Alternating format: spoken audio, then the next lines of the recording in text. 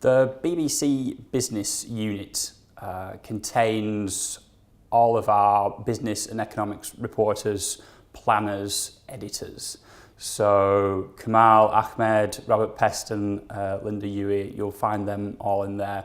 And they oversee our coverage for, as well as the news channel, Radio 4, Radio 5 and the website. And it's everything across business and economics and everything that entails. So everything from the budget to company earnings and everything in between.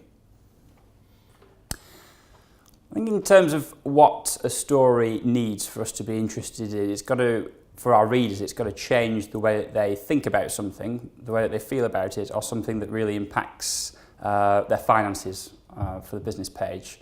I think a lot of the time people think that you can't put together a business story that affects the way that people feel about something.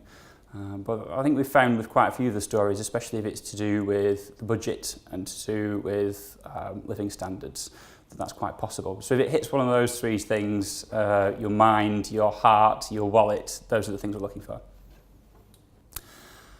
I think in terms of thinking about what kind of stories we'll be interested in, it's the same that people will be interested in general. So I think if you're thinking, will this story be right for the BBC? As long as you think that you're excited about it and you'd be happy to share it with all your friends and they'd be interested, I think that's the acid test. I think in terms of the stories that are going to be covered by us and the media in general over the next year, I think we're still going to see a lot of interest in living standards. We're going to see a lot of interest in energy. And I think the old topics of financial reform and taxation are going to be big for our readers as well. I think generally mistakes are few and far between, but if there is one, perhaps it's some of the language used and perhaps helping us to be able to translate that into something that the reader can really use.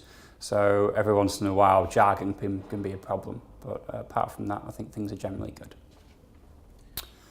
Social media's had a huge impact, I think, on all of our jobs in journalism.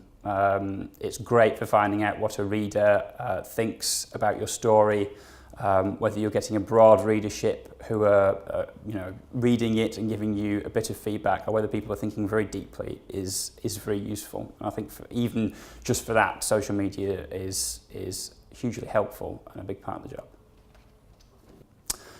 I think in terms of companies engaging on political matters, that's very much a decision for the company. I think as long as they're forthright and straightforward about what they think and why they think it, I don't think there can ever be a problem with that.